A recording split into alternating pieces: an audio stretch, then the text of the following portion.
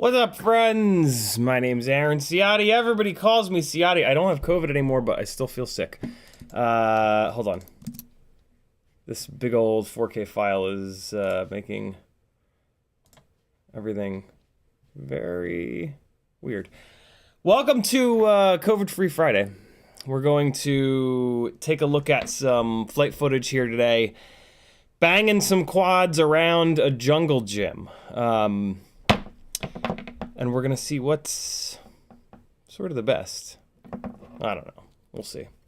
I have no drop frames. Any and all drop frames are on YouTube's side. There's nothing that I can do about that. Sorry, guys.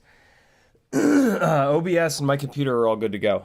It's YouTube being useless, as YouTube does. This is also a Q&A stream, so any questions that you've got, ask them, and I'll give you my best answer that I possibly can. In the chat, Espander was first, J. Jones was next, Chopper, FPV, Casey Henderson, Mr. Blue Sky, Northern's here, Mr. Huggy, Big Tom, Dusty Joe again, Alex Dvornik, Momo Slappy, Ed K, Compost Pile, Dan Richmond, Espander, Shameless, Stream Elements, Alec Dvornik again, Ram Donko, Espander again, Riot 9. Hey, everybody. If you want to talk directly to me, all you gotta do is type CiottiFPV into your chat comment, and it'll light up an orange like that, and then I'll know you're talking to me. Otherwise, I'll think that you're talking amongst yourselves. This is my full-time job. CiottiFPV.com has a million ways you can support me. Patreon helps me out the most. You can jump in there for as little as 10 cents a day. It makes a huge difference for me. You get a ton of benefits, and you get to join the Gangly Gang. I mean, come on. We've been on a hot streak. Speaking of Patreon, we've had like one new patron every single live stream for the last week and a half. Can we keep it going? even if you're watching this on repeat, Patreon is what allows me to do this. So if you want to see these streams continue, I need a couple of bucks from you every so often. Help a brother out. Bradley Fox joined. Welcome to the Gangly Gang, Bradley. And Christopher Henshaw as well. Bradley and Christopher are two of our newest patrons. Thank you guys for hopping on. Much appreciated. Also, Rock Crawler FPV. He joined as well, and I missed the email. Who will join tonight and get a super unique, amazing shout out? Who will it be? Look at this. This prop took a lot of damage, so I'm not totally surprised that all the blades popped off, but this is an HQ 3x2.5x3, and HQ, man, like, this is how their props tend to fail. They tend to just rip all the blades off. I don't love that, because then you're done. Like, you can't, the rig won't take off. So if this happens in a spot that's unrecoverable, bye-bye. Gemfan props tend to be stronger in by the hub. And so you'll get the prop that bends really bad and doesn't break. If it bends too bad, it'll bend down to the point where it hits on the arm, and then it might as well be broken. So pluses and minuses, you know? Pluses and minuses.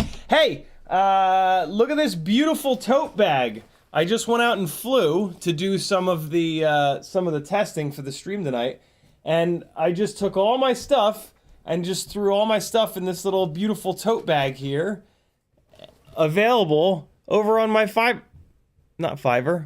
Teespring store for some amount of money. Get yourself a little tote bag. I know you got a flight bag, but sometimes you don't want to drag your entire flight bag out, or sometimes you've got like one extra quad that you can't hang off your flight bag. Throw it in this beautiful little CiottiFPV tote bag. You're gonna love my nuts. This is actually, I have two of these. They're absolutely amazing, and it's just like one of those things, like just having a cool little FPV branded tote bag makes you look much more official. I wanted to fly this guy at the Jungle Gym. I just put this Mobula 7 ELRS back together, but like a dum-dum, I didn't check the motor direction. So we're gonna check the motor direction, and I have a couple of batteries that are charged for that. So we might as well fly it around the house a little bit. It's got the EX802 30,000 kV motors with the big 1.6-inch biblades. You've seen me fly it around in here before. It's too heavy for inside the house. It might be just right for the Jungle Gym. I'm super pissed that I didn't get a chance to fly that at the Jungle Gym, because, as you'll see, Tinywhoops at Jungle Gyms, big thumbs up from me. Really, really, really cool. This Ripsqueak at the Jungle Gym is a whole different thing. It's a completely different flight experience. You have to attack the Jungle Gym completely different. I also flew this little newbie drone Hummingbird there. Total fail. I can't find anything that these little garden rippers do all that well. They don't have much power. They don't have any throw. I don't get it. I really don't get it. No offense to any of you guys that love these little tiny. So this is on 2.5-inch props right now. I had it on 2-inch props. It's just going to get worse if I put it on 1.6-inch props. I just don't understand. These just don't do anything better than Tinywhoops. So yeah, this is not me saying I told you so. I would love it if I could find something that this does well. I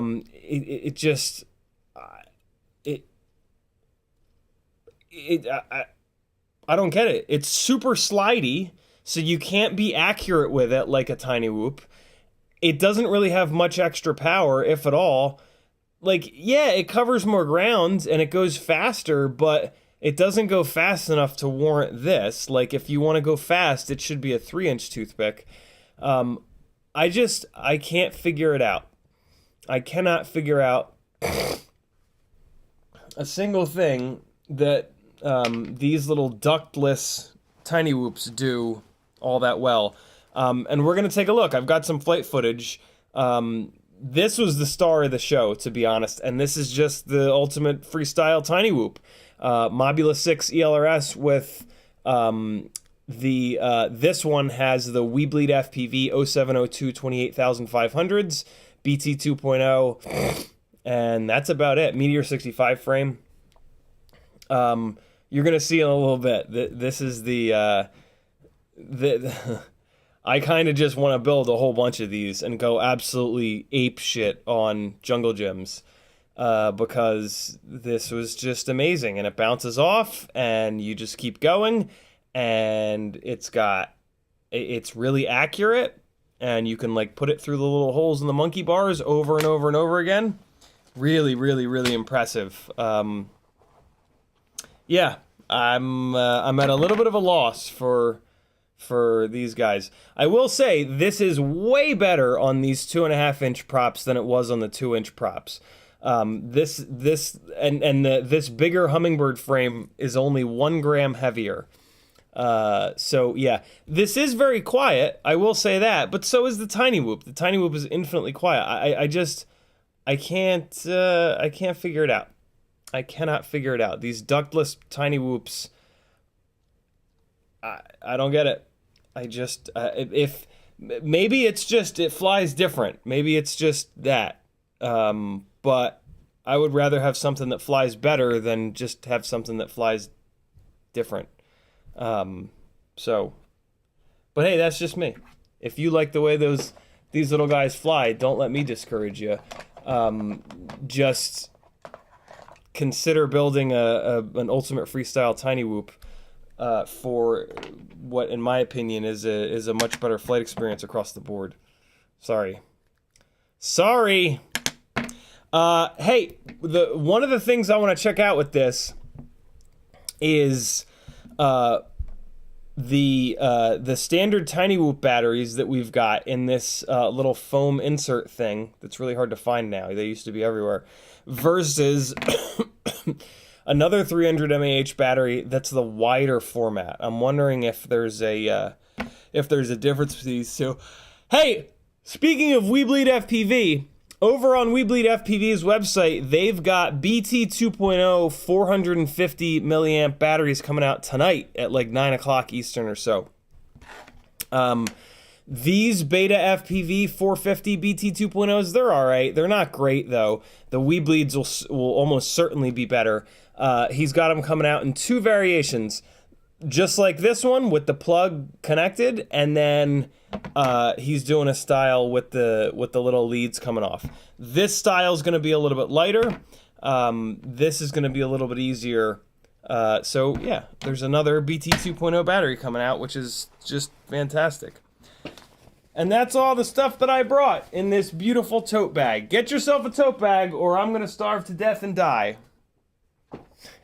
Get yourself a tote bag because you want a tote bag. I don't make much off of Teespring, but having cool branded gear is awesome. And then when you have CiottiFPV branded stuff, take pictures of it, tag me on Instagram, and I'll put you in my stories. And a bunch of people will be like, "Well, that guy's cool. I'm going to subscribe to his channel." And then you'll feel like a winner! Or is that just me? Am I the only one that bases my value off of subscribers?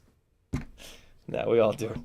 Whether you're willing to admit it or not, it's just the way it is, my friends. I need to swap the propellers on this Ripsqueak. Hey, so one hell of a torture test you're going to see in a little bit here. On these FlyfishRC 1404 motors, I banged the living shit out of these motors today, and they are good to go. So, yeah, I'm pretty impressed. These are 1404 4500 kV FlyfishRC. They're a new motor company. They sent me 6 of these, and then they sent me 5 of these big bastards. These are 2806.5s. These are going to be going on, where is it? These are going to be going on to the Cineglide, along with 7-inch arms that Ryan Harrell's cutting for me. For right now, it's got the Cineglide 5.5-inch arms. They are only, so they're dead cat, as you can see. Hopefully you can see that. Yeah, now you can see it. So these are 5.5-inch dead cat arms. I don't know if Bob sells these anymore. Why is this session so hot? This session refused to turn on, which really pissed me off because I had it plugged into the charger all night. I have a funny feeling the battery might have finally taken a shit dump on me. Shirt of the day. I finished Better Call Saul. Really, really good. I was really impressed by it. Very, very, very good prequel to what is arguably one of the best television shows of all time. So yeah, the Cineglide is going to get some action. I took it out right now. It's on Brother Hobby Avenger 2507 1850 kV motors on these Gemfan 55. What is it? 5536 5.5-inch props. And good lord, this thing boogies.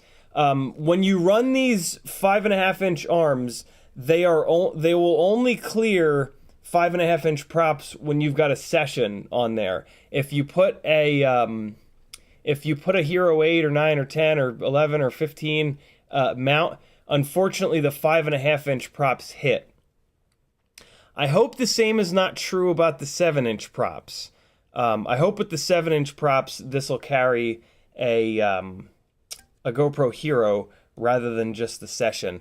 But man, this thing is, with these big motors and these big props, you just put the nose down and it just really just hauls ass. I wish that the session would have turned on because the flight footage is pretty nutso from this. I also wish that I'd had a memory card in my fucking DJI goggles because that would have been cool to watch too. But so total fail on this. I had a battery that just needed to be burned down, so I just really quickly took it out and threw it around. Before I put those big ass motors on, I'm gonna take this out again and put another battery or two through it with the memory card in the goggles and with the session on it, so that we can compare 2507s versus 2806 and a halves. So yeah, some big quad content coming soon. This thing's really fun, really wacky shape. It allows you to run a great big battery here, and it also gets propellers out of view of both the GoPro, regardless of the up tilt. You can run it down at like 0 degrees up tilt, and there's still no props in view, as well as the FPV cam. The FPV cam has no props in view, which is pretty cool. So that guy can go hang out over there for a little bit. Let me change some of the props on this Ripsqueak. This Ripsqueak did shockingly well at the little jungle gym there. Let me get caught up on chat, actually. All the folks that have tagged me so far, let's get caught up. Ed K says, happy Friday. Michael D says, what's up, gangly gang? Casey Henderson says, any suggestions for my Tiny Hawk 3 Pro, as I have Blue Jay flash to it now, and I even have the D-Shot access now. What's D-Shot access? Custom Star Wars startup sounds and now needs best PIDs and rates. No such thing as best PIDs or rates. The rates that you run are the rates that connect with your brain. There's nothing that I can tell you about rates that's really going to help. It is a 100% completely unique to you decision that you're going to make. And it's something that you need to spend some time on. So yeah, just start putting time into moving your rates up and down to see what you like the feel of and the look of best. It's going to kind of depend on what you're doing with your flight footage. If you don't do anything with your flight footage, then you don't really need to worry about the look of your footage after the fact, right? Like, if you're just flying for the sake of flying, then all that matters with your rates is what feels the best to you. Personally, my footage goes here onto the live streams. I used to get a good number of gigs flying for music videos and stuff like that. So for me, a big part of my rates is what looks the best. When I watch my footage back, what rates give me the most sort of cinematic or whatever. I mean, it depends on what your footage is being used for, right? For me, it's typically cinematic-ish stuff. So yeah, those are really the two things that are going to set your rates. But yeah, using someone else's rates is a terrible idea because you and that person have nothing to do with one another. Their brain is completely different than your brain. You need to set your rates completely and specifically for what you want. Don't play this game of like looking at everybody else's rates and running somebody else's rates and going, oh, I love these. Like no, you don't love them. They are close. If you run somebody else's rates and you don't hate them, all that means is that those rates are closer to what your brain wants. But it's putting you on kind of a weird path. You should be moving each, like take all of your super rates and move them up a bunch and go fly, see if you like it. Move them down a bunch, fly again, see if you like it. Put them in the middle, see if you like it. And then dial it in from there. Then go to Expo, move the Expo up a whole bunch, see if you like it. Move the Expo down a whole bunch. You just do that over and over and over again. You keep moving the rates up and down, up and down, up and down. It's going to both build your understanding of what each one of them does, although it's super simple. One of them controls the center of the stick, the other one controls the middle of the stick travel, the other one controls the outside of the stick travel. From inside to out, and you should be using actual rates. Actual rates are better. With actual rates, the center sensitivity controls the center, the expo controls the middle, and then the super rate controls the outside of the stick throw. And yeah, that's it. You just keep moving it around until you like the feel of it, and then leave it alone. You want to leave it alone for as long as possible, and then eventually you're going to revisit it, but you want to leave it alone for a while to really kind of get used to it and get dialed into it, and then you can play around with it. PIDs, kind of a similar scenario. PIDs, there's no such thing as best PIDs. PIDs are specifically dialed in to each specific rig. Nowadays with Betaflight 4.3, the stock PIDs are good on like 98% of rigs. So the days of like needing to tune PIDs are gone, long gone. 4.3 stock PIDs, and then if there's any specific problems, then you can tune those out with the PIDs. That has always been the case. Like 4.3 has PIDs that are more aggressive than any previous Betaflight versions, other than maybe 4.0 or 4.1. I forget which one it was. Previously with Betaflight, like, although we've talked a lot about how like softer, we used to be able to interchange soft PIDs with stock PIDs, but not anymore. The PIDs are pretty aggressive. They're pretty hard now. But softer PIDs are going to be better for you as a pilot because they're going to let you fly more and crash more. So arguably, unless your footage is going out in front of thousands of people, there's a really strong argument to be made for like really reducing your PIDs so that you can get more practice and so that you can fly more. Also, it's going to show you when you put the rig into dirty air. And that's a really important thing to know, because even with a completely cranked up PID tune that performs hysterically well all the time, when you put a rig into dirty air, it's bad. It's going to use battery power. With a really cranked up PID tune, it's going to use extra battery power to level that rig off. And it's also going to be using more thrust. Like when you're in dirty air, if you avoid putting the rig into dirty air, you're going to get better battery life, and the rig is going to perform more like what you want it to. Every time you put the rig into dirty air, it uses thrust and battery power to keep it from wobbling all over the place. So if you're doing a movement like letting the rig slide backwards into its own thrust, it'll slide farther if you have the angle of attack just right on the rig where it's not eating its own dirty air.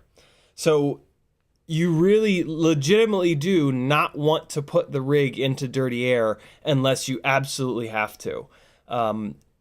Having a crazy PID tune is a total band-aid, and it will prevent you from letting the rig slide backwards in that scenario that I was just talking about, and it'll eat a bunch of battery power. So the softer, the lower the PIDs, the better, for an awful lot of reasons.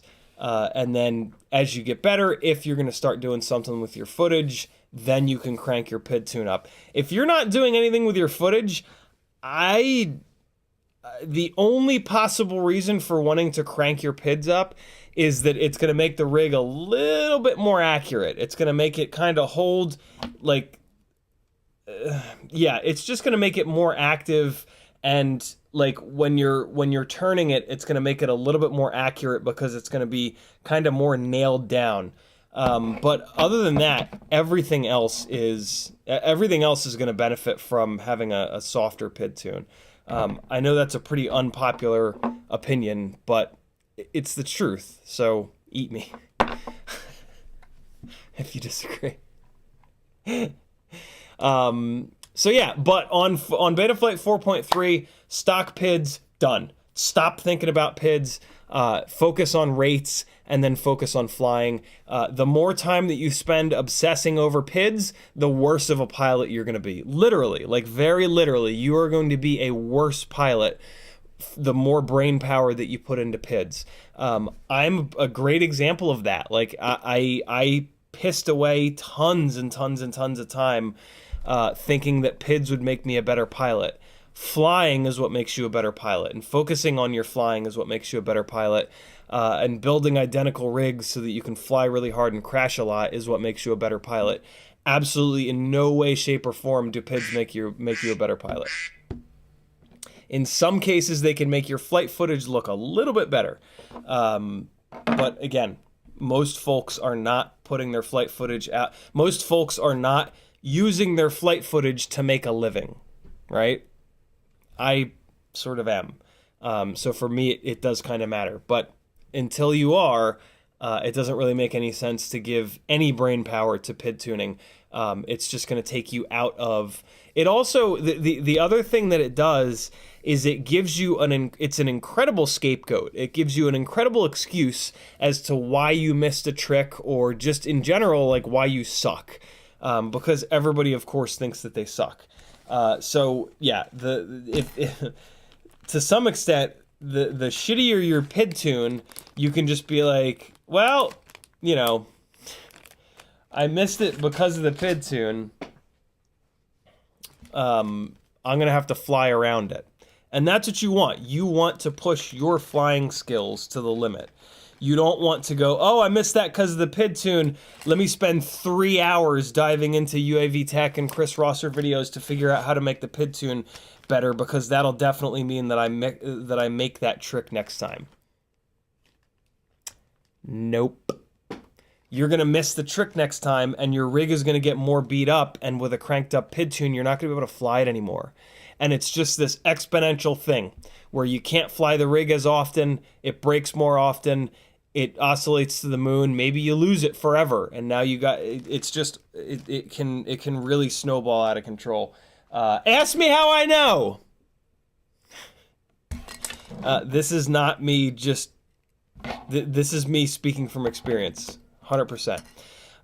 Let's see how these FlyfishRC motors, I always have to look over there because that's where the Flyfish boxes are.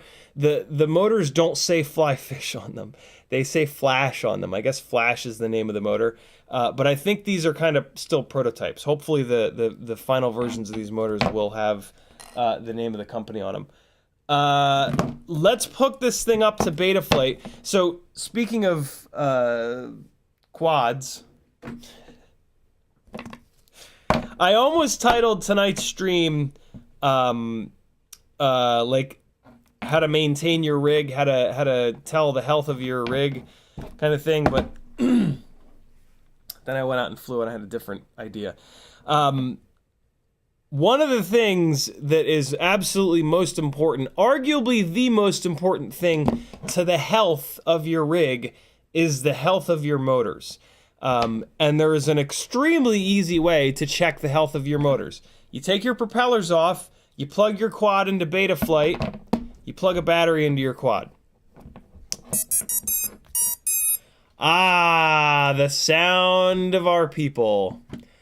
You connect in beta flight, you come into the motors tab, and you click the I understand the risks button because you've taken the props off. Only on a Tinywhoop can you really do this with the props on. So you turn that off, and then you take each one of these sliders and you gently move it up and down. I'll give you guys a little bit of zoom. All of the vibrations are going to happen. Really? That was weird. All of the vibrations are going to happen around 1300. See, it starts at 1,000. It goes all the way up to 2,000. All the vibes happen around the 1300 area. So you're going to sweep this up and down a little bit while you're touching the quad to feel the vibrations. And you're just feeling for how hard it vibrates at these different values, typically in that 1300 range, 13 to 1400. You'll feel it. And then you do the next motor. And then you do the next motor. And then you do the last motor. And what you're feeling for is there one motor that's drastically worse than another? I can't tell you what smooth feels like, so you just have to do this test a whole bunch of times. But you've got 4 motors, and they're going to get beat on at different rates. So you're pretty quickly going to figure this out. You're pretty quickly going to figure out how smooth is smooth and how jacked up is jacked up. You also want to do that test when you first get a fresh set of motors, because a fresh set of motors is going to show you what the smoothest that they'll ever be is. In that test that I just did, you could probably hear it through the microphone. 3 of the motors were kind of noisy. 1 of them was beautifully smooth. Motors 1, 2, and 4 are starting to get a little noisy because I'm starting to beat this rig up. Motor 3 is brilliantly smooth. I can tell you that motor 3 has never been hit on this rig. And you can kind of just look at the bell of the motor and look for marks on it. That doesn't always work, but especially when a motor starts to get really banged up, there'll start to be marks on the bell of the motor. This one, motor number 2, I beat the hell out of motor number 2 on all my rigs. I don't know, for some reason I crash hard on the right front all the time. See that white mark? This garbage webcam is not going to want to focus, but you could see that big diagonal mark on the motor. That's another way to tell. I mean, that's a pretty easy way to tell there. And then the last way that you can tell is you're going to look at the gap. There's a tiny little gap right here between the bottom of the motor bell and the top of the motor wires. And what you can do is you got to hold the quad really steady, like brace it against your desk, and just sit here and spin this motor. You can also do it with the propeller on. When there's a propeller on the motor, it's kind of easier because what you can do is you can spin the propeller nice and smooth like this while you hold the rig really still. And what you want to look for is the gap between the bottom of the motor bell and the top of the wires. And you want to look for that gap to shrink and increase in size. That means the motor bell has gotten bent. That means the motor shaft has gotten bent. There's a motor shaft and then there's the motor bell that's around it. The motor shaft, as it takes abuse, will bend a little bit. And then the motor bell will do this little wobble. So that's a really good way to check the health of your motors, is just to spin it nice and slowly. And sometimes you can start to see that motor bell start to wobble. If you start doing those things, spin them up in there, check check for marks on it, and then spin the motor to look for that gap to increase and decrease. If you start doing those things once a week, hell, once every time after you fly, maybe, especially if you slam something really hard. Definitely take the props off and do all these things. Once you've done that little cycle of motor checks, within a couple of weeks, you're going to have a really good feel for how much is too much, what's the right amount of vibration, what's too much vibration, how much does this motor bell, and then you can even play around with stuff like, eventually, once you've done this a bunch, you can have a motor where it wobbles a little bit, and you'll figure out how to find like the low spot and then smack that motor with like a screwdriver to straighten the bell out a little bit. Once you've bent the motor shaft, it's always going to have that weak spot. So this is only going to get you like another couple of slams, but it's better than nothing, and it'll get you by while you're waiting for your replacement motor to come in, because you really should replace them. I love race wire LEDs, just race wires in general. I love them because they make swapping motors much easier. Instead of having to fuck around at the ESC, you can just remove motors by boom, boom, boom, right, all three motor leads right on the arm. Super slick, super easy. It takes the chore out of changing motors, and it will literally make you change motors more often. And the motors getting beat up is the number one thing that makes quads misbehave. It causes motor heat. It causes you to not be able to crank your PID tune up as much. It causes you to have to run more filtering.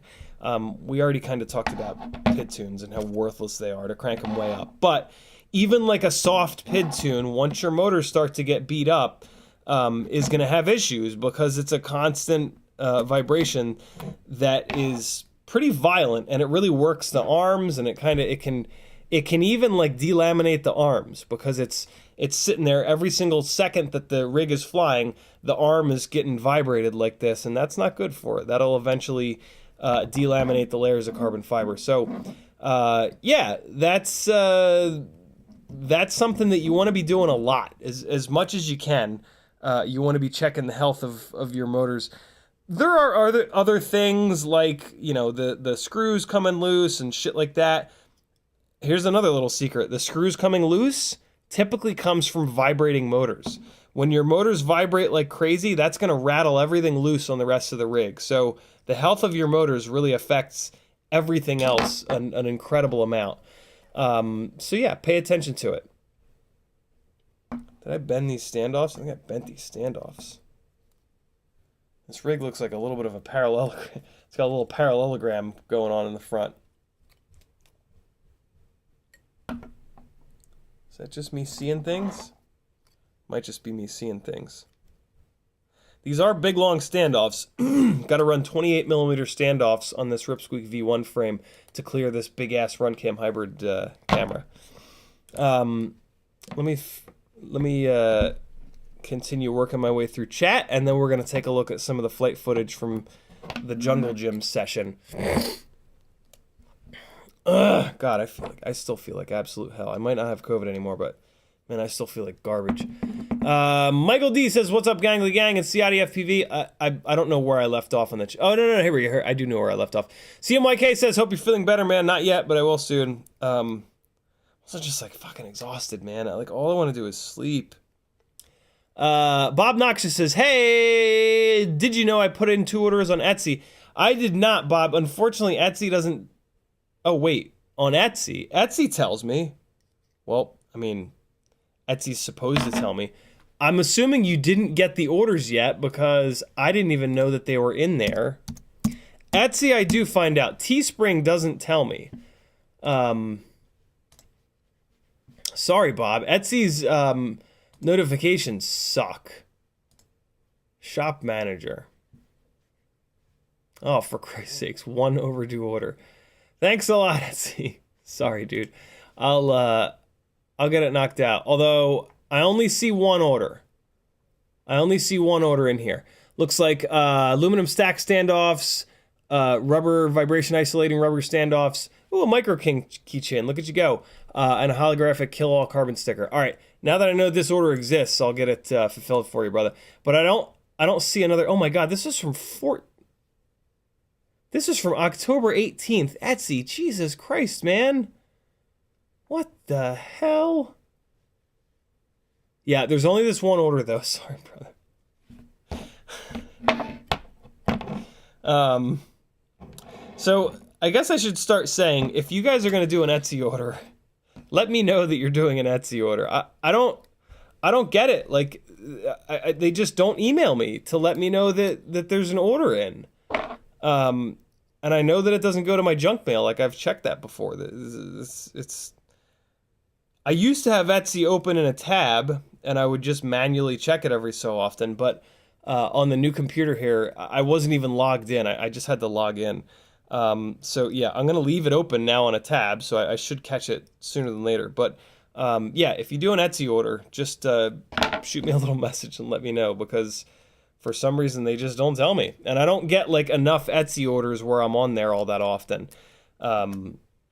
So yeah, sorry about that, brother. I'll get it shipped out tomorrow for you, Bob.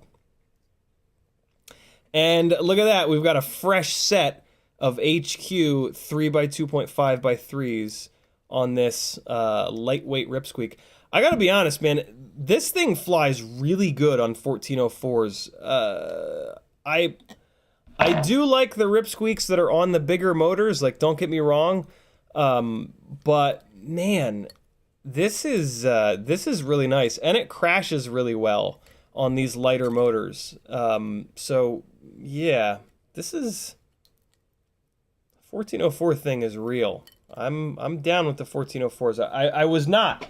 For a long time, I stayed away from 1404s because I was like, no, you're not big enough, not enough power. Nah, need more power. Power. Wah.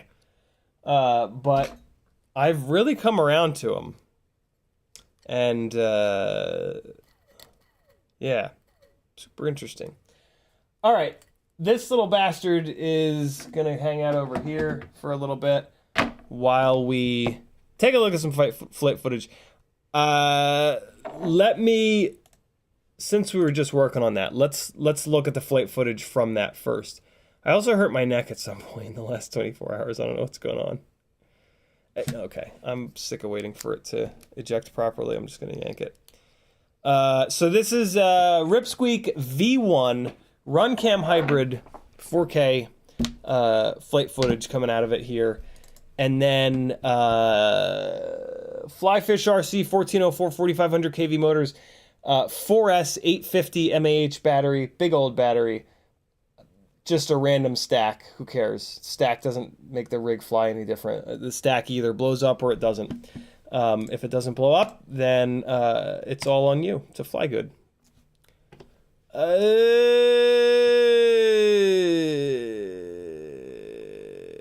on. Oh my god, I'm way behind on chat. Hold on. Jason Crabtree says, saw the disclaimer and came here for the COVID misinformation. Where's that? No, I'm not even going to go down that rabbit hole.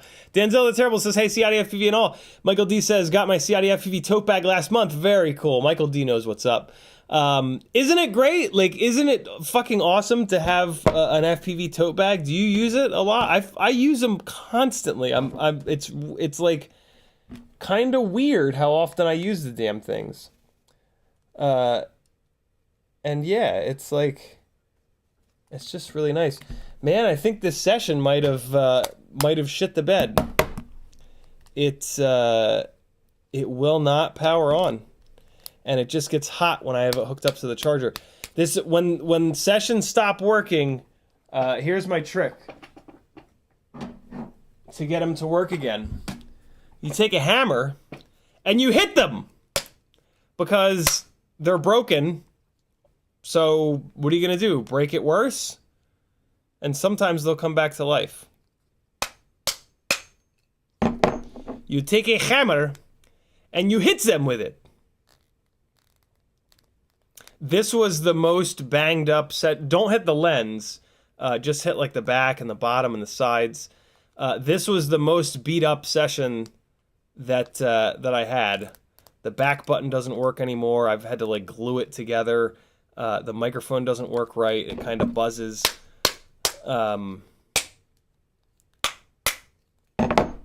So yeah, we'll hit it with a hammer a bunch,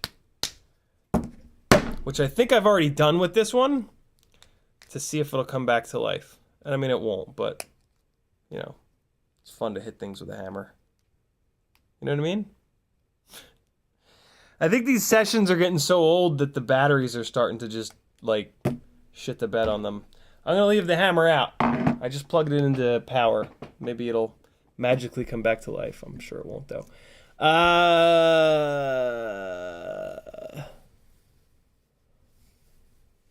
Expander says, help me decide beer or whiskey.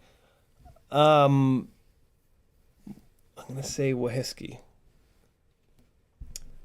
whiskey. Expander says, I've killed a screen on my session, still records, but can't change anything.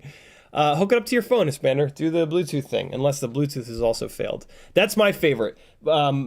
Typically with sessions, for me, over the past 4 or 5 years, either the Bluetooth or the screen will fail, and then you're okay, but then the other one will fail, and then you're screwed.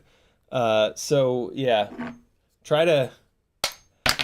I try to keep the settings on my sessions fairly, like, not specific, so that eventually when I can no longer adjust the settings anymore, it'll have it'll be set so that it can keep going. This one's dead. And it's also falling apart. I glued it back together previously. This is what they look like on the inside, in case you were wondering. This is one that I bought from someone who had refurbished it and had repaired it. And yeah, now it looks as if it is. I can't fault this thing for one. None of my sessions I can fault for even 1 second. They have all put up with so much abuse. So this is me holding down the shutter and the back button for 10 seconds. Whoa, hey! So I can't, when the case is on it, so I'm gonna epoxy this one back together again. When the case is on this one, I can't push that back button. Which is why when I was smacking it with the hammer, I was like, oh, it'll come apart. And the screen actually works on this one, unbelievably. So yeah, we'll be good. I'm gonna glue this one back together and I can pound on it some more. But yeah, for whatever reason, sometimes the case will not let you push the back button anymore, so you'll have to rip it apart like that to get at the actual buttons. Great success. Man, these things are tough. Jesus Christ. It's really, it's just outrageous how tough sessions are. It really does not. I don't know if any electronic anything has ever been made that's as tough as a GoPro session. Like it's really. Oh no, that's not true. That's not true at all. Nokia fucking brick phones. Although, man, Session 5s, I'll bet you they'll give a Nokia brick phone a run for its money. And a Session's got, like, a really fancy camera inside. Like, cameras are not supposed to be able to take absolute abuse and destruction. And you know what I mean? Like, a cell phone is just whatever. It's just a brain radiator. Felix Torres says, can I fly around a cell tower, digital versus analog, and different RC links? Not really. The cell, regardless of what RC link you're on, usually video is fine, weirdly, but your RC link will shit the bed. Basically, the situation is that the cell phone tower is just, it's just loud, man. It's just rah, rah, rah, rah, rah, with just like all kinds of different bullshit.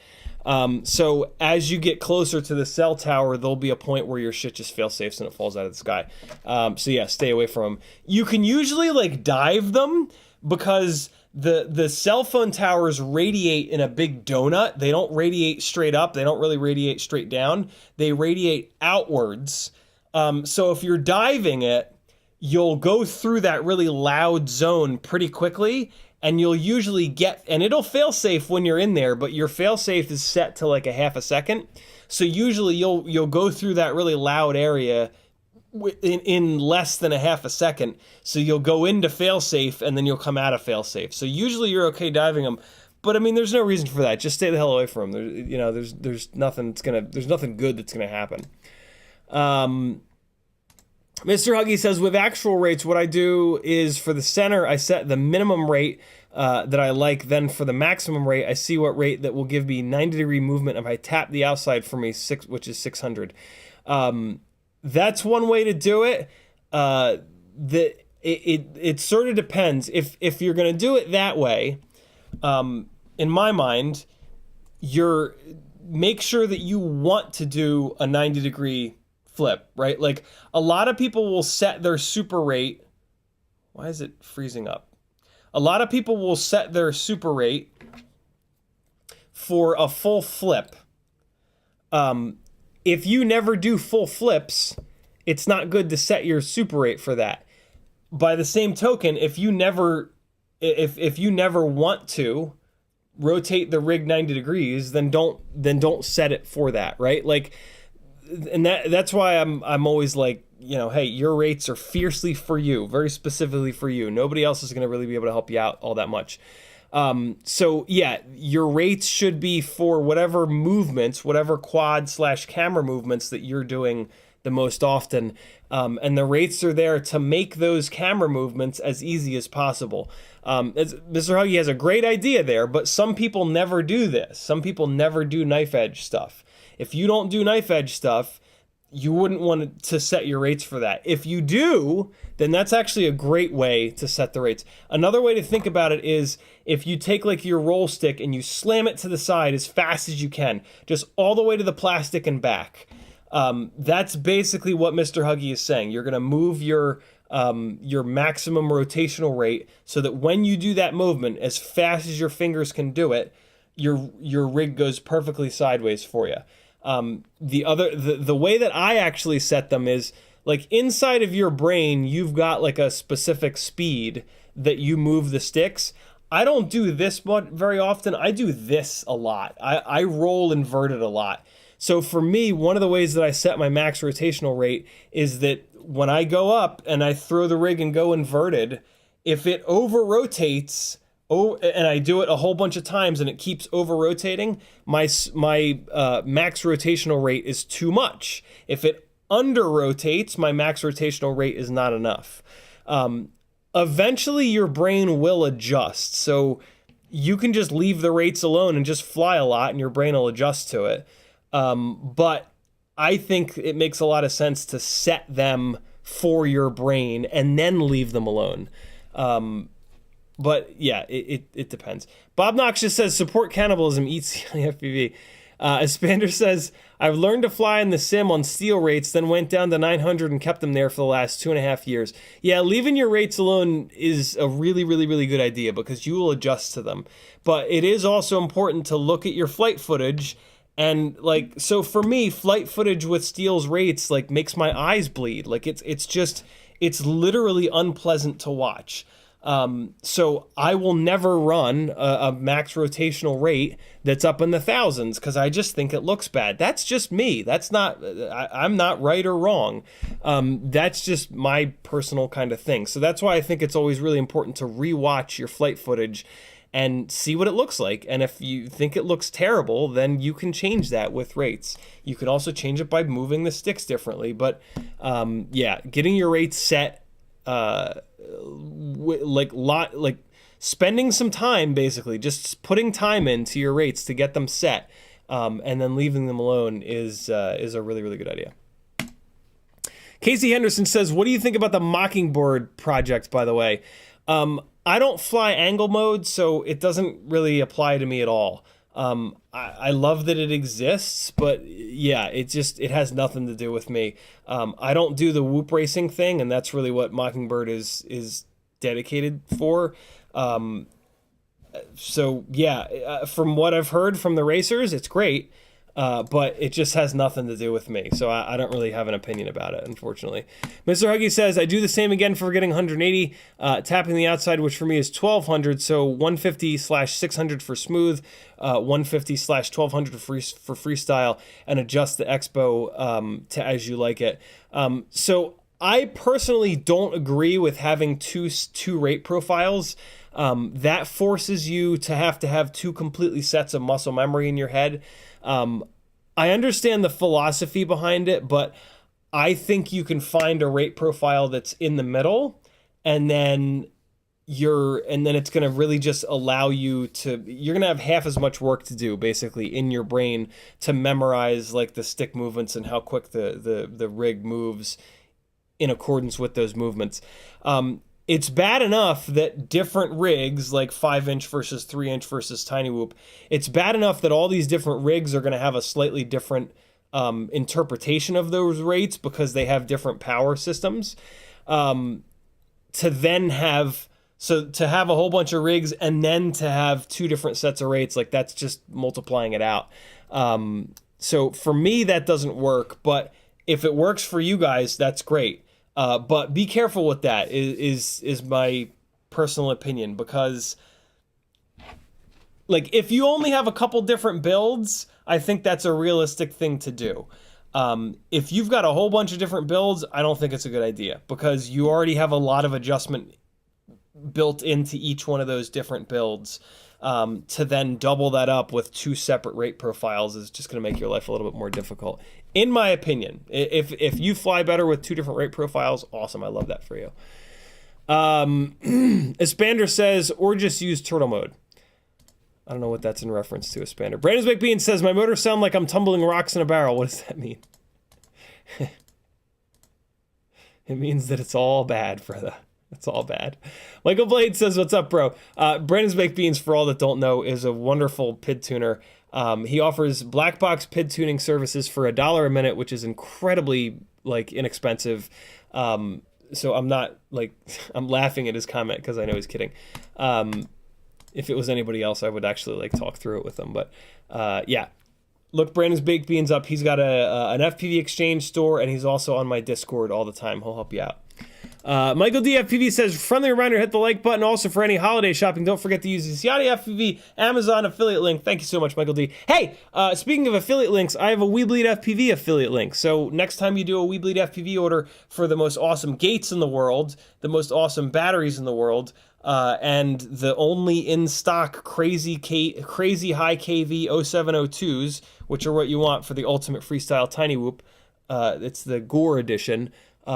Hit my affiliate link. It's over on CiottiFPV.com, and I'll get a couple of bucks, and I'll spend it on more stuff to test and bash and smash and tell you about.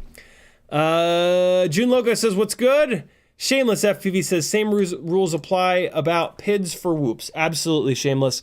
Although with whoops, you can kind of get away with murder. So with whoops, put it on the stock PIDs, see how it is.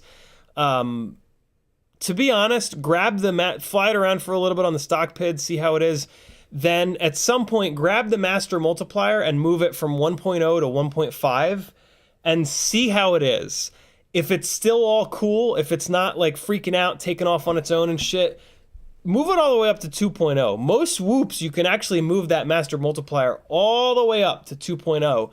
And since they're so low power, they can have a little bit of a benefit to them. So whoops are a little bit different because there's just such a cursed little tiny power plant. But to be honest, if it flies really good on 1.0, just leave it. Like I said earlier, the shittier your PIDs are, the better it's going to make you as a pilot. Because you're going to learn where the dirty air is, and you're going to learn how to avoid it. So yeah, but it's fun to play around with tuning on whoops because they're so tolerant to tuning changes. And when you're trying to fly around in the house, it's hard enough already. I mean, so also keep this in mind. If you're flying your whoops in angle mode, the PIDs don't do anything. So there's that.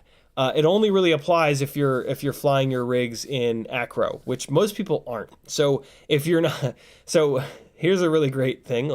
If you've been adjusting your PIDs on your whoop and you swear to God they've been making the thing fly better or worse, and you're flying it in angle mode, welcome to the wonderful world of placebo. which is very strong with FPV. There's a ton of placebo, and you have to really be cognizant of that and force yourself to, like, chances are, like, if you think you feel a change, chances are it's placebo. If you just bought a new set of motors and you swear to God they fly better, there's a pretty good chance it's placebo. It's $100 and a couple of hours of work making your brain be like, this better be flying better than it was. So keep that in mind. That's real. Really, really real. But yeah, only applies to acro with whoops. Good question, dude. YouTube just did the thing, scrolling back up to try to find my place. I got to get caught up on chat before we look at this flight. Well, I'm just going to throw the flight footage on. And then I'll just let it kind of roll here while I... So this is the Ripsqueak. Get caught up on chat while this is going, and then we'll talk about it. Where the hell was I? God damn it, YouTube. June Logo says, "What's good, my FPV peeps?" Turn the volume up a little bit. Oh, we don't need volume. It's just all garbage. Hey, there's where I was. OMFPV says, "Are you running HD cams on your Ripsqueak's Thumb Pro Go 2?" You just answered my question. So I have one Ripsqueak, a V2 Ripsqueak that carries around an Insta360 Go 2. And then the other three V1 Ripsqueaks are all on RunCam hybrids. Michael D says, "I use my CiottiFPV tote bag every day." Really? Very cool. Casey Henderson says, "Can I use more than 1S on Tiny Hawk 3? I am not sure, but all you got to do is look the specs up, and it'll tell you in the specs whether or not it'll tolerate more than 1S. So just pull that rig up on Emax's website, look in the specifications, and it'll say either 1S or 1S-2S. Brandon's Baked Bean says 4.3 default stage 1 guard time before full failsafe is 1.5 seconds. Is it really? Jesus. I've been changing my failsafes to either 2 or 3 seconds for a while now. So I didn't notice that, but I actually like that. I think the old failsafe timing was a little bit too short. It used to be like less than a half a second, and man, that's quick. That's really quick. I mean, for safety's sake, yeah, sure, the shorter the better. But usually when it goes into failsafe, it's up in the air, and it's going to take like at least a full second to hit the ground. So yeah, I mean, you could argue that both ways. I also kind of find that the longer failsafe time is safer. For me, at least, it's safer because once it goes full failsafe, like, chances are you're not getting it back, and that's the least safe thing in the world for me.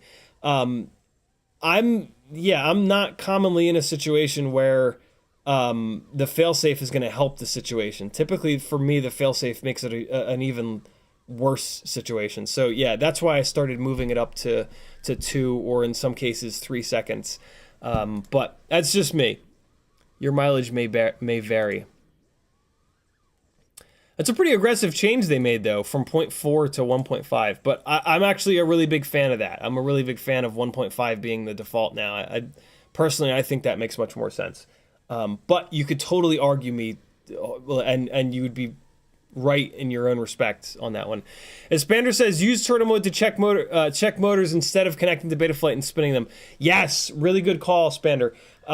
It's harder to do it with turtle mode because it's not very sensitive.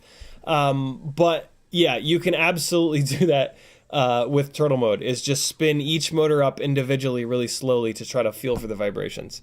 That's what you can do out in the field. When you come home with the bench, it's much more accurate to do it in the actual motors tab. Bob Bruce says, "Thanks for answering my question on a previous stream after the fact. You're awesome, still loving the content." Thank you very much, Bob. Hey, yeah, I've been terrible about this lately, but if you're watching these live streams on replay, you can be a part of the conversation. Leave a comment, and I will try my best to read through the comments after the fact here on the next live stream or the next live stream. I always read the comments and answer them as a reply, but I also try to read them on the live stream so that you can get your 5 minutes of fame or whatever. Casey Henderson says, you're such a good help and a good friend. Thank you, brother. It's cool of you to say. Dusty Joe says, what's your thoughts on the Newbie Drone ELRS board? I absolutely hate that they're still using their proprietary plugs. And other than that, I can't really speak to it. Like, hopefully it's better than the Acro-B boards. But I just don't know. So yeah, it drives me nuts that they're still using the proprietary plugs. And that's all I can really say, unfortunately. A Cable says, hello, you goofy guy. What's up, brother? So yeah, this is the Ripsqueak at the Jungle Gym. This, the whole 3-inch at a jungle gym thing, gotta be honest, it's a lot. It's an awful lot of power for such a tight little jungle gymmy situation. What's cool about it is you can just hurl yourself up over the jungle gym, and you can use like the big openings of the jungle gym. What sucks is I kept trying to hit this dive, and it's like all but impossible to hit this dive on a rig with this much power and weight, because the weight just makes it slide around. So hitting any of the smaller gaps in the jungle gym is damn near impossible with a 200 to 250 gram rig like this, unless you're a completely insane pilot, which I'm not. Like, I'm okay, but I'm not a good enough pilot to really do this.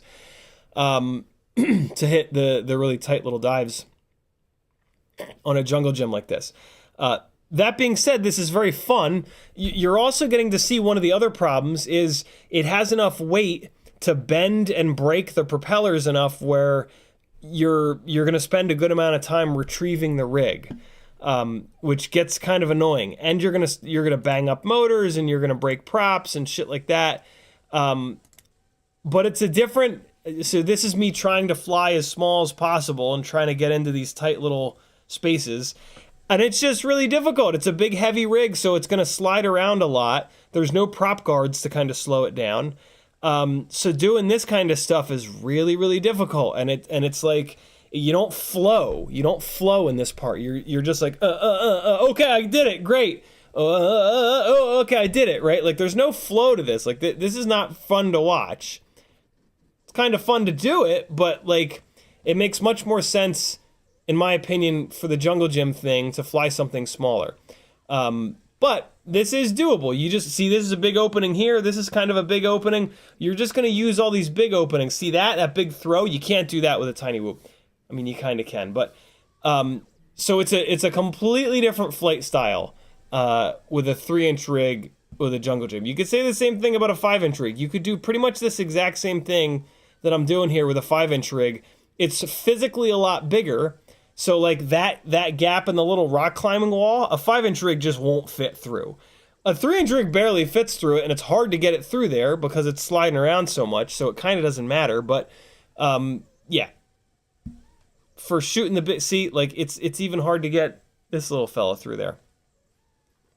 FlyfishRC ordered an LED tube cube from the affiliate link of WeBleedFPV. Thanks. Thank you, FlyfishRC. That's cool of you.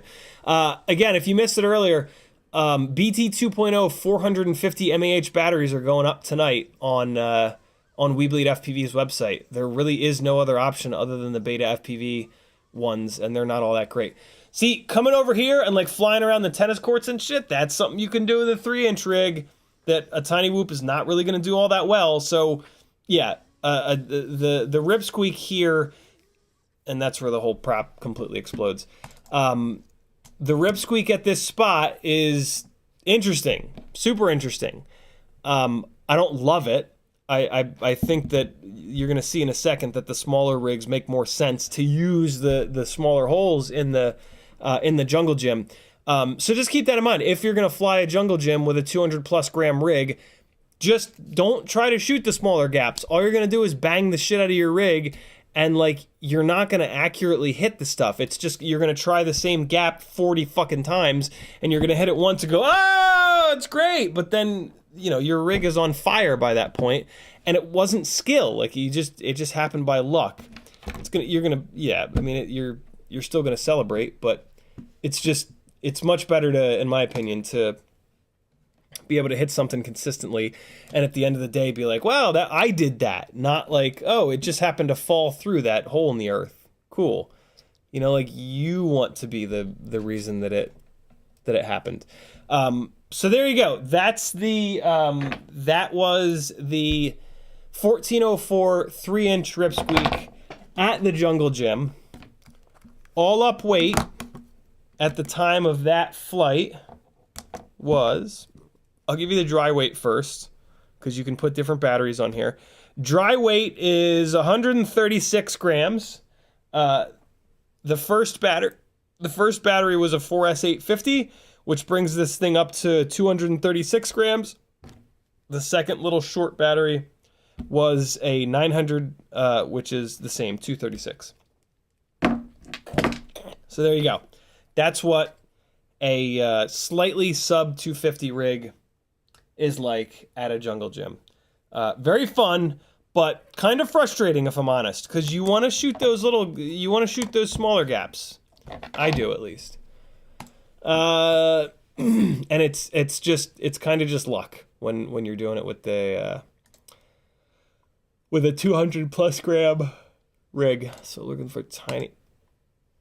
What the hell's going on here? Come on. Work. Bueller? How does the desktop not work? Like, what world is this that I can't... What the... The mouse doesn't work. The mouse click doesn't work. Oh, sorry for anybody wearing headphones. What the fuck? I can't...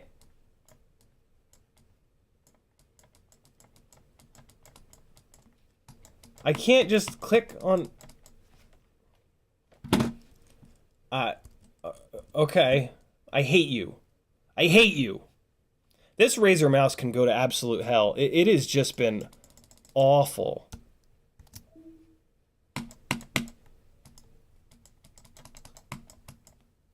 Alright, now I can't...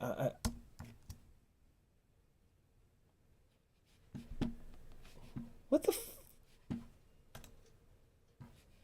It might not be the mouse. Hold on. I'm going to try to relaunch... I'm going to try to relaunch the Finder. I hope this doesn't grenade the live stream. Oh, god damn it.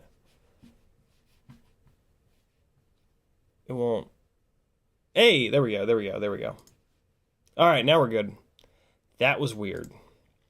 Tiny card. Alright, first up. So this is now all footage coming out of the ImmersionRC Power Play.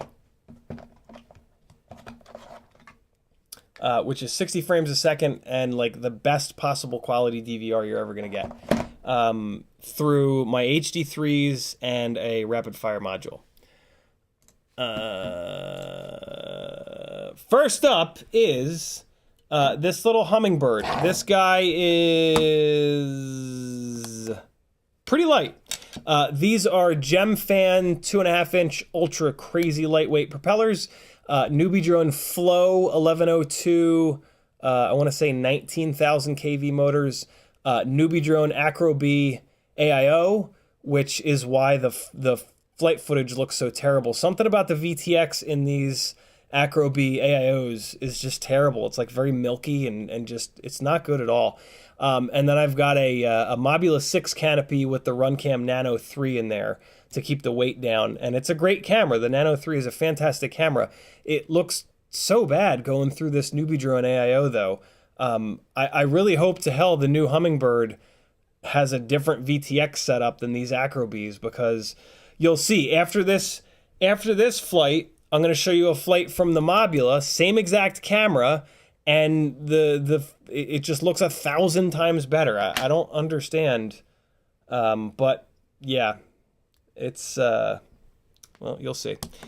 This little guy weighs dry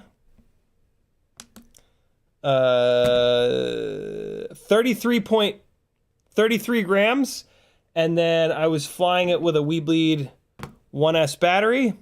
With the battery, it's 41 grams.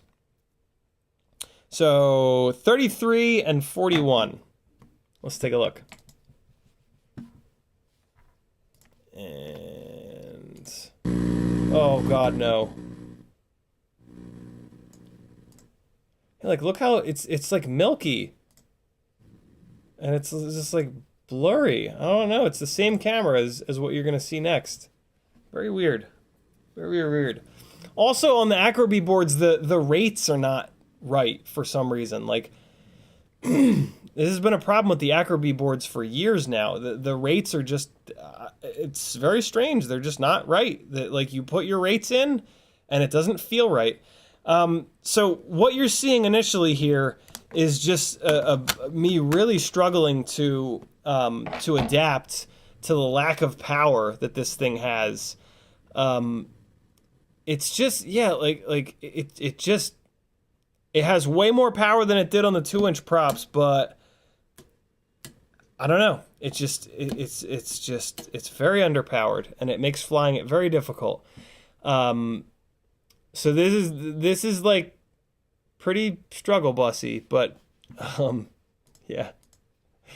Eventually I kind of started to get used to it. Also, I noticed that if there's a leaf next to one of the motors, it doesn't have enough power to spin the motor.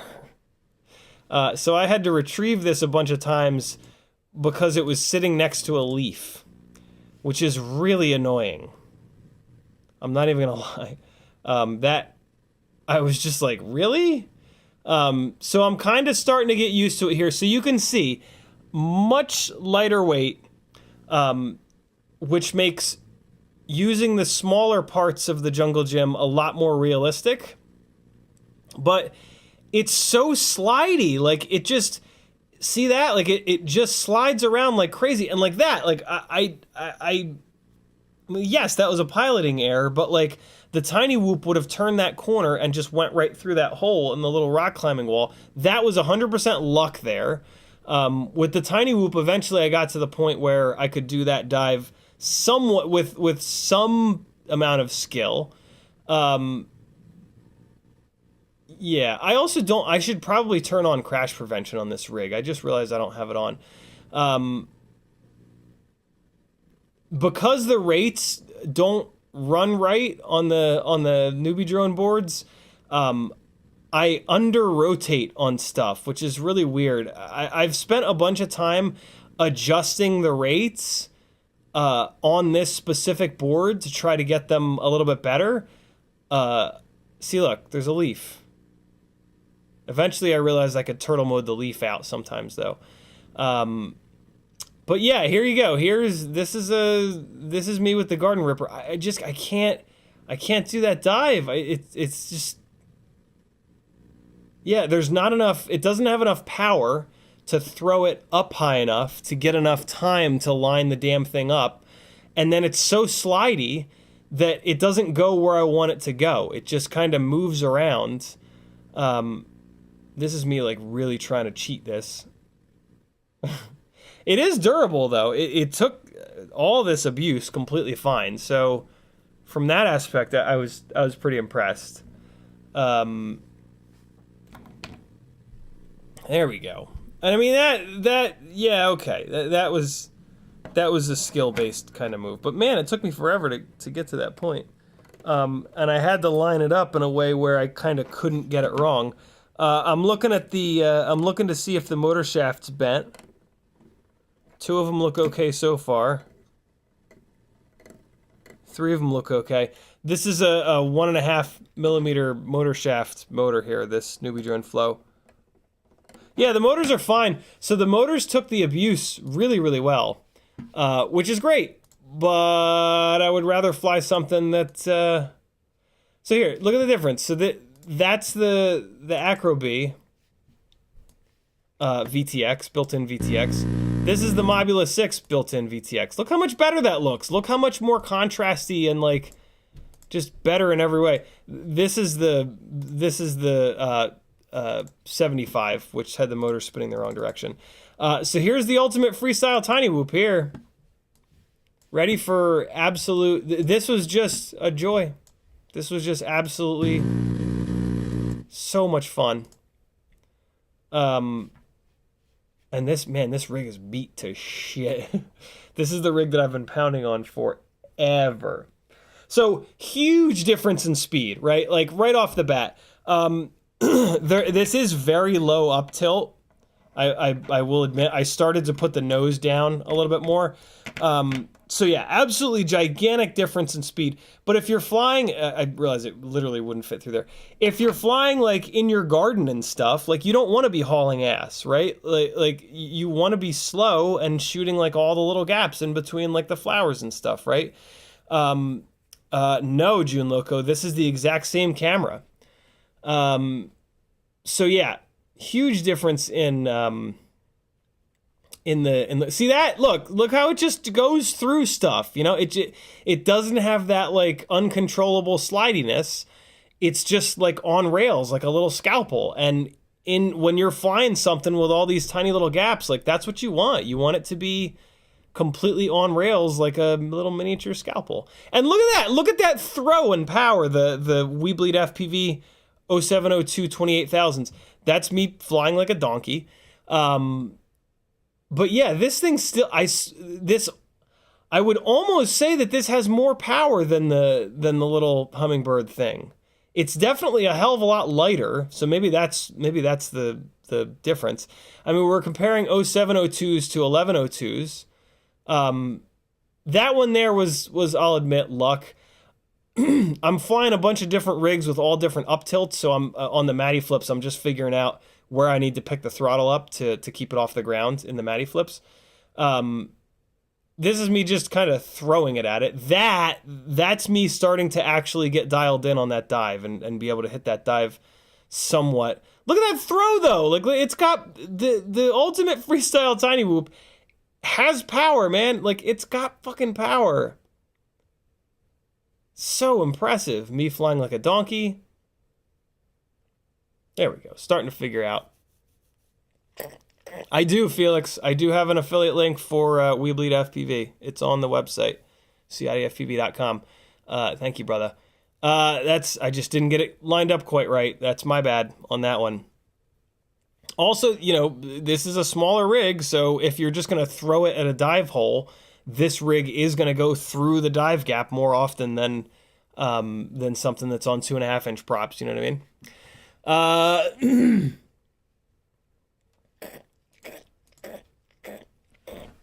Man, I feel like shit. My throat is just worthless. Let me get caught up on chat and just let this play a little bit. Juju says, what do you think is the best analog right-hand circular polarized antenna? TrueRC is the company whose antennas... So there's two companies that make antennas, TrueRC and the other company. The other company is run by a transphobic douchebag. So as far as I'm concerned, TrueRC antennas are the only ones that really exist. TrueRC makes their own antennas, and you can buy them under the TrueRC name. Or they also make the Axie antennas, which CiottiFPV sells, and then they also make the Rush antennas. And all of those antennas are just wonderful. And most importantly, they're not run by an asshole. So yeah, stick with TrueRC antennas. I buy the TrueRC Singularity and the OCP. I use the OCP antennas for all of my 5-inch freestyle rigs, and then I use the Singularity antennas for everything else. Tiny whoops, 3-inch brushless rigs, and they're just awesome. The Axie antennas sold by CiottiFPV are fantastic, and then the Rush Cherry antennas are also great. There's also these Fox Ear lollipop antennas. These are pretty good, and they're pretty inexpensive. So I've had good luck with them as well. But yeah, TrueRC antennas are awesome, and the guy that runs the company, Hugo, is just a super cool dude. So I really support the shit out of them as much as I can. Michael D says, I changed the startup sound on my Zorro to Doc Brown. When when this baby hits 88 miles an hour, you're going to see some serious shit. Jesse Garcia says, hey, a few weeks ago we were talking about knurled M2 by 2mm spacers being like $1 each on RDQ. Pyro has them in stock, 5 pieces for $2 and a buttload of colors. Very cool, Jesse. Thanks for calling that out. Pyro drone is usually my source for hardware, but when they don't have it in stock, I have to get it from elsewhere. And that was weird right there. It actually fell out of the sky there. I don't know what the hell happened, but sometimes tiny whoops fall out of the sky. Gemfan Hobbies in the house. What's up, Mike? Juju says, what do you... no, we got that. KZ Henderson says, I sent you an email, so please keep a lookout for it. Thanks, I certainly will. June Loco says, no, we got that. Felix, we got that. Bob Knox just dropping the CiottiFPV.com link. Thank you, brother. Shameless says, have you tried the Mobula 7 at the Jungle Gym? I tried to today, but the motors were spinning the wrong direction. I will tomorrow or the next day. 413 says, do you have an affiliate link for Caddx by chance? I'm placing my order of Walksnail VRX tonight. I do not, 413. All the affiliate links that I have are over on CiottiFPV.com. I update that all the time. So yeah, if I ever get a new affiliate link, it'll go up on the website. You can see me starting to hit this dive a little bit more frequently. That's me just kind of getting used to flying this rig at the Jungle Gym. This Jungle Gym has different proportions to the house here. So there's a big adjustment period. I'm used to flying this thing on a much smaller scale and with no wind at all. Flying a tiny whoop, the only problem with flying a tiny whoop outside, look at that power. I'm sorry, but look at that power that this thing has. You don't need a non-ducted little jib-jab. See, that's me starting to dial in how much I have to throw it to get it through the holes in those little dive gap holes. That's me trying to do a big nasty power loop to inverted yaw Matty flip exit, which if there's no harder rig to do that on than a tiny whoop. It does not want to do any of those things, but yeah, you can do it. I just picked up the throttle at the wrong point. And I think I hit that little tiny, I think I hit this little oval dive gappy thing here on the top of this at some point here. I was like, can I fit through there? I think I could, that, ready? I was like, will you fit through there, little fella? I think it will. And yoink. I mean, like that right there, like that's a part of the Jungle Gym that you can use with a tiny whoop that you can't use with anything else. And if you get it wrong, a tiny whoop is going to bounce off rather than bending a prop, breaking a motor, blah, blah, blah. So yeah, man, I cannot figure out the use for these little non-ducted tiny whoops. I didn't throw it quite far enough. I think I tried it again, and I did throw it far enough this time. And then with this little tiny whoop, you can rail it around your house like a son of a bitch. Like, come on. Mobula 6, 0702, We Bleed FPV Gores, Gemfan biblades, BT 2.0, Meteor65 frame. And then go and do this. You'll absolutely lose your mind. This is just so fun. So fun. And then build a 3-inch rig too, so that you can fly the big holes in the Jungle Gym, and then 5-inch rig for football fields and shit like that, and you're done. You've got 3 different rigs to learn. You're going to be an awesome pilot before you know it. And now all of a sudden, nothing works on the computer again. What is happening? What is going on here? Half an hour until Botgrinder starts streaming. Get your drugs ready, because he's going to do a lot of them. You'll feel left out. So yeah, there you guys go. I really was hoping that this thing was going to come alive at that Jungle Gym, and it was going to be like, oh, that's what this is for. But man, I was left very disappointed, very, very disappointed. I'm left with only one scenario where these little toothpicks make any sense, which is if for some reason you need to carry more speed than a tiny whoop, but you need to do it completely silently. and you're gonna fly like bigger areas, I guess. But I think I would still rather do that with a tiny whoop. To be super honest, I don't know. The toothpick thing makes sense for 3-inch because you can pick up a Vista and they really make some good power on like a 1204. But these super low powered toothpicks, I'm just not. I'm not getting it. I'm not finding a good use for them. But that's just me. If you like it, that's all that matters. But try some of these other things. Try some of these other things and be realistic about them. And I think you might come over to my side of the fence here and realize that there are better options for what you're wanting to do there. Maybe not. Maybe not. It's what you enjoy is all on you. Don't let what I enjoy change what you enjoy. But think about it. Think about it and give it a shot, because I think that there is a right rig for every different like kind of scenario, and I think that I think the tiny whoop and then 200-ish gram big power 3-inch rig and 5-inch rigs, I think those are the rigs that you're going to build that are going to bleed over into those different scenarios in the best way imaginable. Some of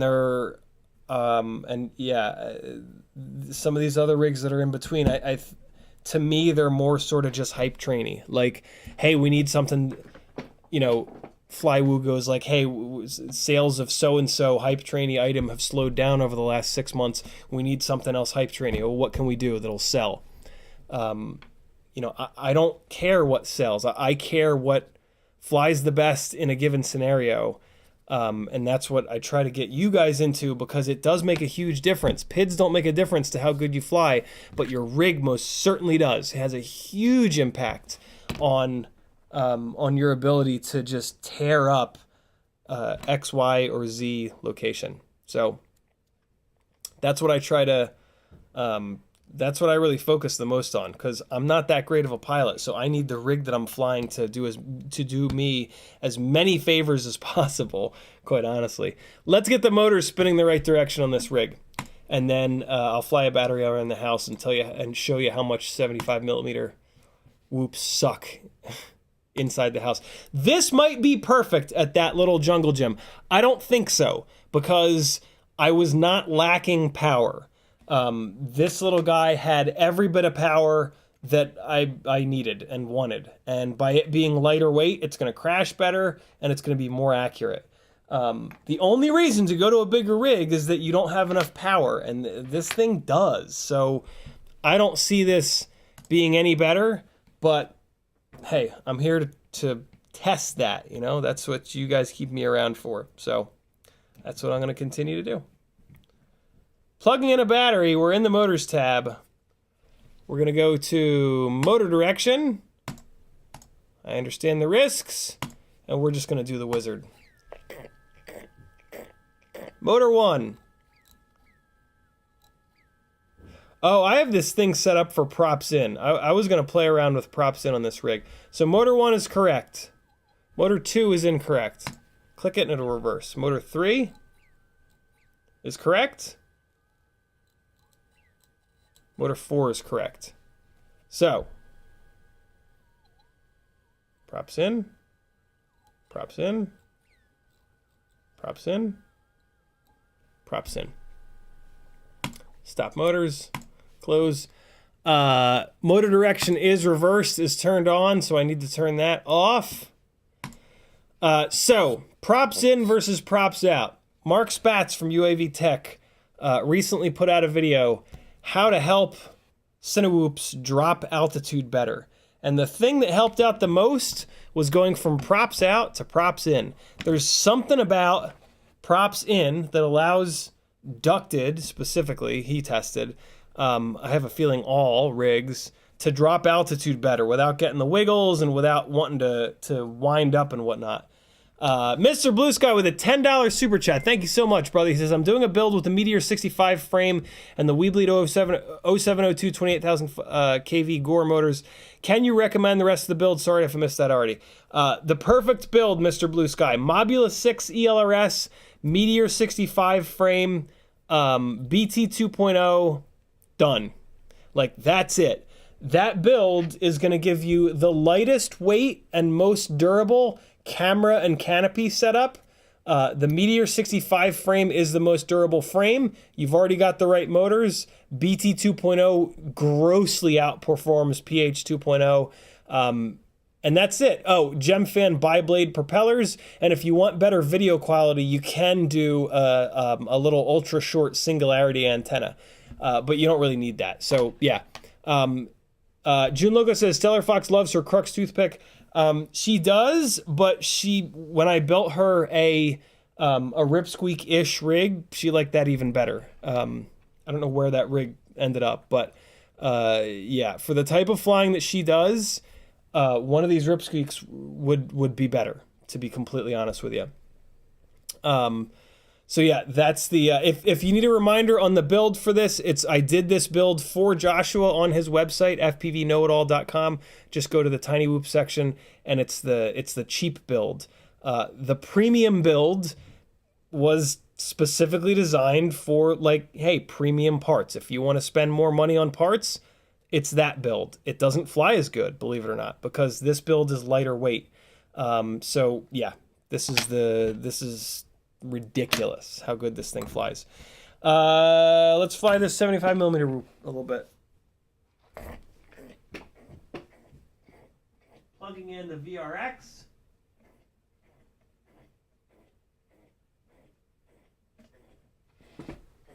Hold on, let me set a couple of gates up real fast here.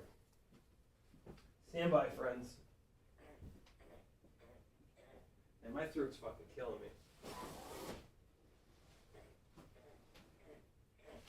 I am struggling.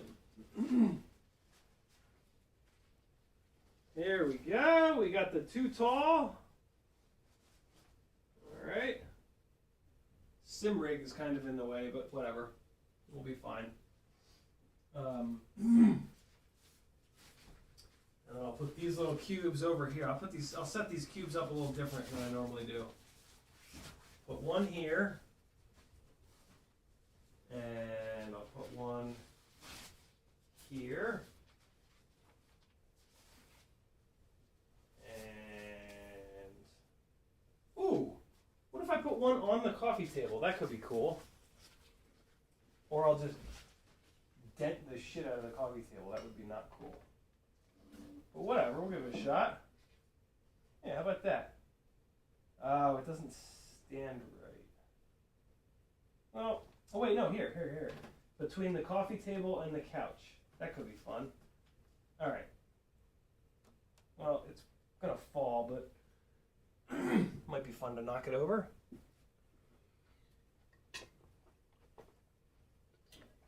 I just dumped water everywhere. Did you guys see it?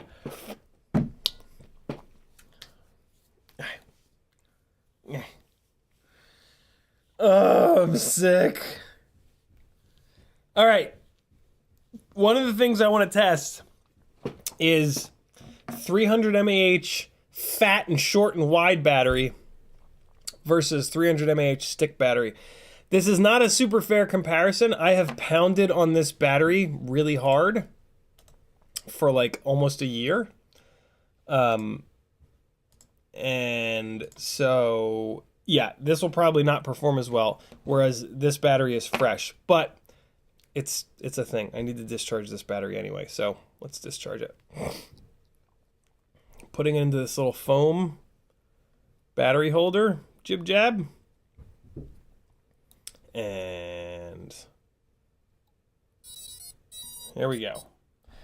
This also has a Caddx ant camera, which looks really, really nice in this.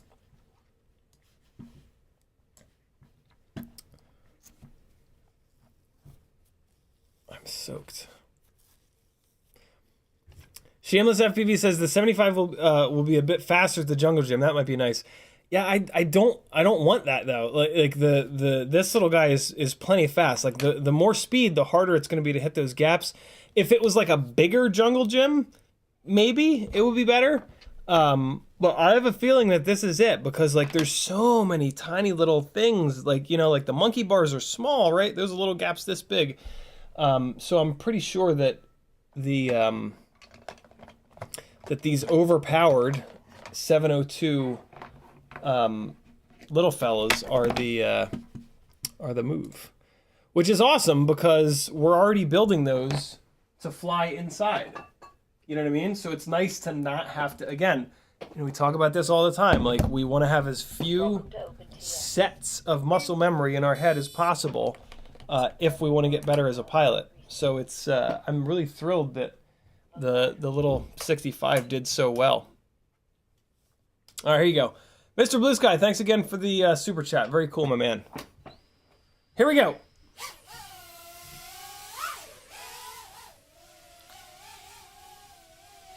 Man, this Caddx ant camera kind of struggles in low light. Look how grainy it is.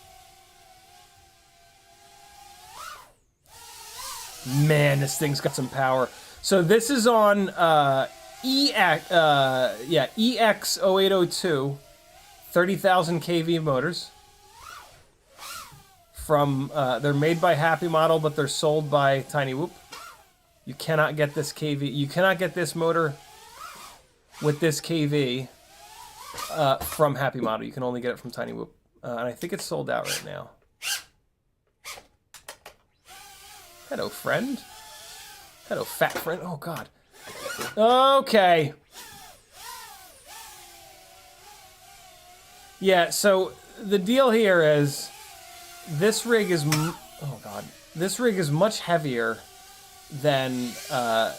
all the 75s are considerably heavier than the 65s, which allows them to... They also have more power, right? So, like... If you're going to do long-range stuff, the 75s make more sense. Or if you really care about flight time, I personally do not. I don't care about flight time. I will take a lighter weight, better performing rig every time and just buy more batteries. Tinywhoop batteries are really cheap. Jesus.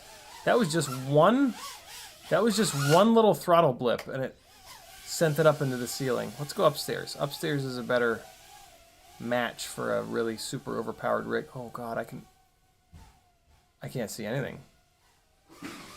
I'm flying by the LEDs alone. Holy crap, I can't believe I made it upstairs.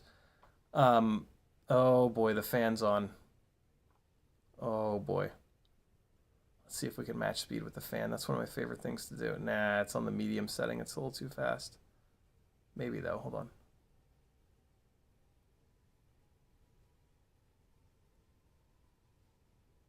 Nah, I can't quite do it fast enough. 20 seconds. Jesus. Oh, the battery's dead. Oh, boy, that hit hard. That was like floating for a while. Oh, my battery's shot. Walk of shame! Walk of shame! This is good. I'll turn on the light in the stairwell.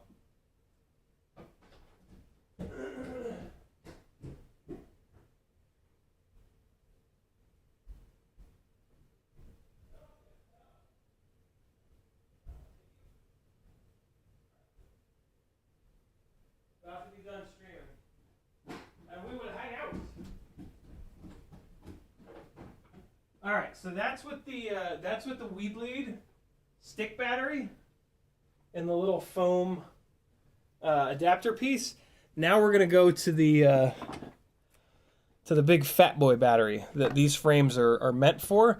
This is the Emax 300 mAh.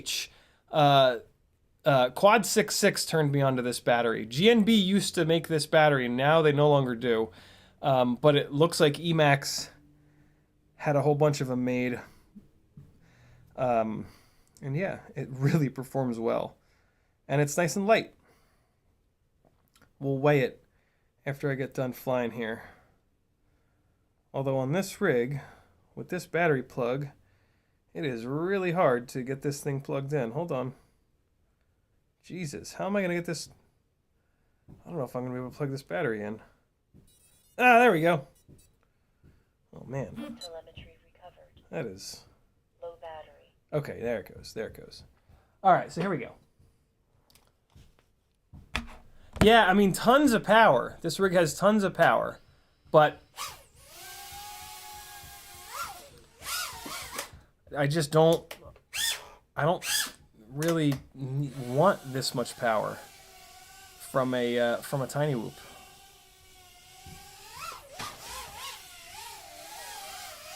And the weight, like it's not nearly as snappy. It's much more like, oh God, Jesus. It's much more like everything is just kind of slower and more gradual. Kind of like, oh wow. Kind of like a 6-inch rig versus a 5-inch rig sort of thing. 8. Oh fuck. Oh God. Oh God. Oh boy. Come on now. 6. There we go. 5. 4. Felix was up there a minute ago. Where'd they go? 3. I'll make sure I don't hit them. 2. There they are. God, I didn't even see them. 1. Hi. Timer 1 up. Try to not hit Felix when I come out of here. What are they doing? Oh, they're baking. Felix is baking. Oh, they're making a cake? You making a cake? Oh, they're making the cake. They're making the cake. Woo! That was a great little movement. See that throw? It does, the weight does give it this nice, that nice pause. That is kind of nice. I'll give it up. That is kind of nice. But then the weight also does that. Yeah, not my favorite. Not my favorite. The 75s aren't my favorite. Maybe though, maybe at the Jungle Gym it'll be it'll come into its own a little bit. This battery's kind of going. Let's try to get it down the stairs here. Fuck.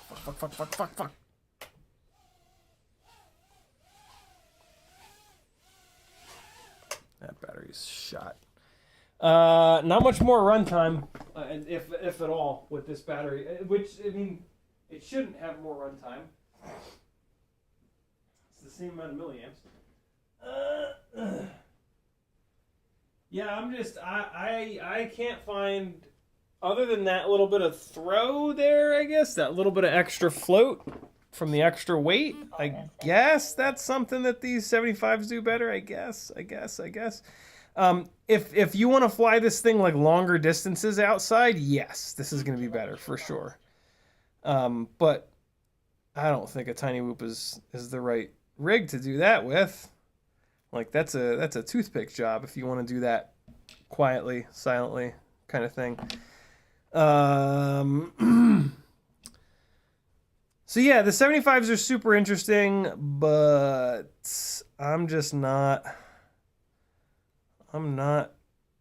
into it. Let's do one more. Well, so that's no, hold on. We're gonna do that same battery one more time.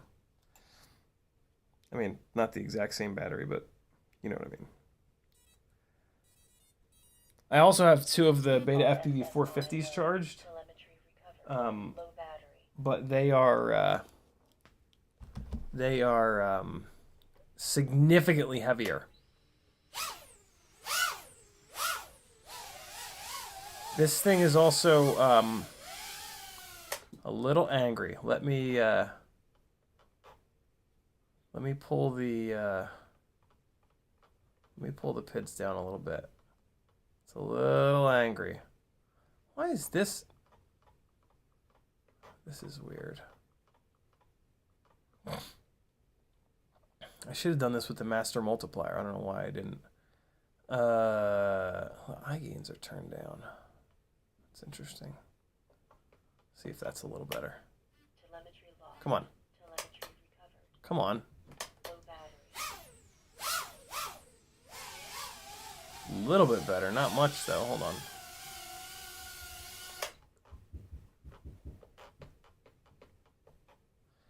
You baking the cake?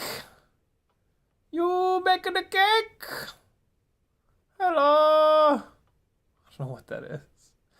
I have D-Max turned off. What's that shit about? Let's turn D-Max back on. Whoa! Easy D-Max.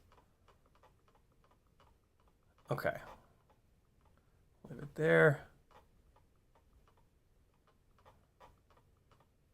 Okay. Not much better. It's not really getting better. Yeah, it's still staying wound up when it's 0 throttle.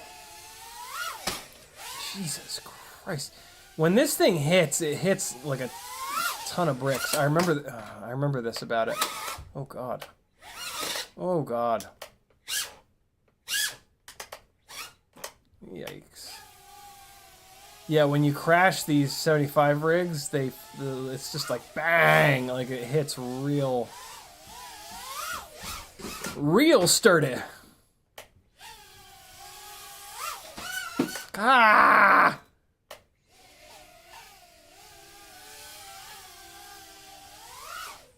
Oh, that was the couch. That was, I don't know what I was thinking with that one. That was me just like throwing it across the room, seeing if I could magically find the hole. Easy, fella. Easy. This battery does deliver some juice, though. I'll show you guys. This is like one of the biggest moves in the house. Wow.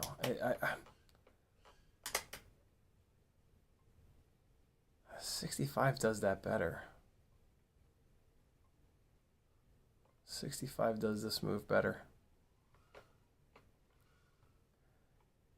I mean, oh, you know what it is? It's getting pulled down because of whatever weirdness is going on with the PID tune. It's not spinning the motors down, so when I'm inverted, it's pulling itself down. This X12 board has always had some weirdness to the tune. Oh fuck, here we go, falling down the stairs again. Yeah, this X12 board has always been a little bit weird. The Mobula 6 ELRS AIOs, man, something magical about them. This battery shot. Man, it gives me that land now warning awful late. 8:55, friends. 5 minutes until bad decisions can be made between you and illegal psychotropic substances with Bot Grinder. Who knows what movie that's from? I'm going to unplug this VRX. I'm going to leave these two. Oh boy, that's a funny thing to freeze on. There we go. I'm back. And I'm much less derpy now. Yeah. You know. Things. Places. People. I'm tired, man. I'm so tired. This shit better end soon. If you like this content, you want to see it continue forever, head on over to CiottiFPV.com. Join my Patreon. It's $3 a month. Or if you want to get on giveaways every other week, $5 or $10 or $20 a month, whatever you want. It's explained over there. Bunch of different ways you can help your gangly buddy out over on myflyingname.com. Bunch of affiliate links too. UAVTech is dropping some 1S450 mAh BT 2.0 batteries tonight. Get you some and use my new affiliate link, or else. 3.71. 3.71. Take care of your TinyWhoop batteries, friends. Beta FPV makes this tiny little checker. It's great. You just plug your little BT 2.0 in, and it tells you what the voltage is at. Try to keep them at proper voltages and they'll actually last, although they are pretty inexpensive. This one's at 3.3. That's not gone well.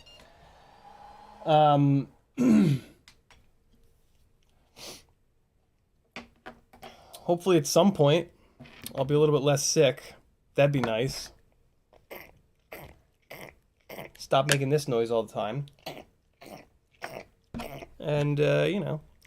So yeah, I'm going to get this 75mm rig to that jungle gym tomorrow or the next day. And we'll see. Maybe it's great.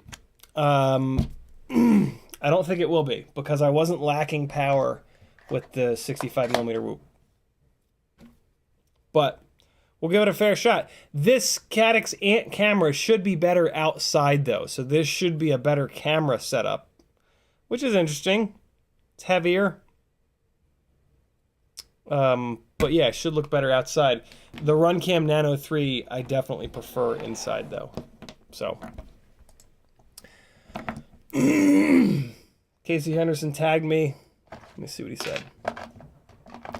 Gonna post a video soon of this awesome FPV set a very special person gave me, in which you know him to very much. So yeah, I can't wait to get good at it and start posting vids of my very own reviews too. Very cool, Casey. Very cool. Put it in. I got a Patreon channel called the Video Collective. Put it in there, and the Gangly Gang can give it a little watch.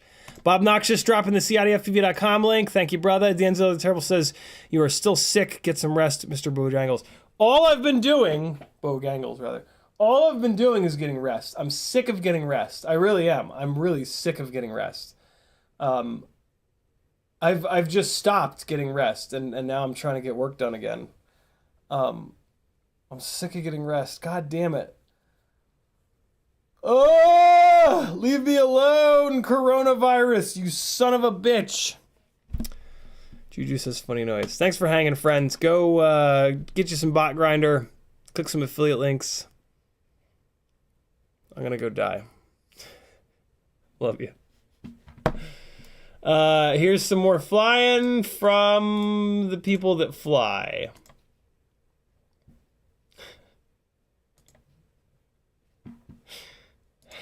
Wait, that's me. Hold on. I'm the people that fly. Hold on. Here, I got something for you. UGA football. This is a good one. This is very fun. Bulldogs. Oh, sports ball. Oh, sports ball. Yay! Sports ball. Well, that's not going to fly. Hide user on this channel. Bye-bye, Grandma. What a douchebag. All right, friends. Hold on. NDA Blue Steel. Sounds weird. Let's do it. All right, guys. Be good. Please work.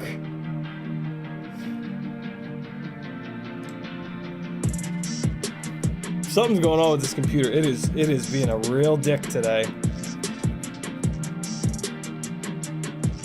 Please? There it is. Later, friends.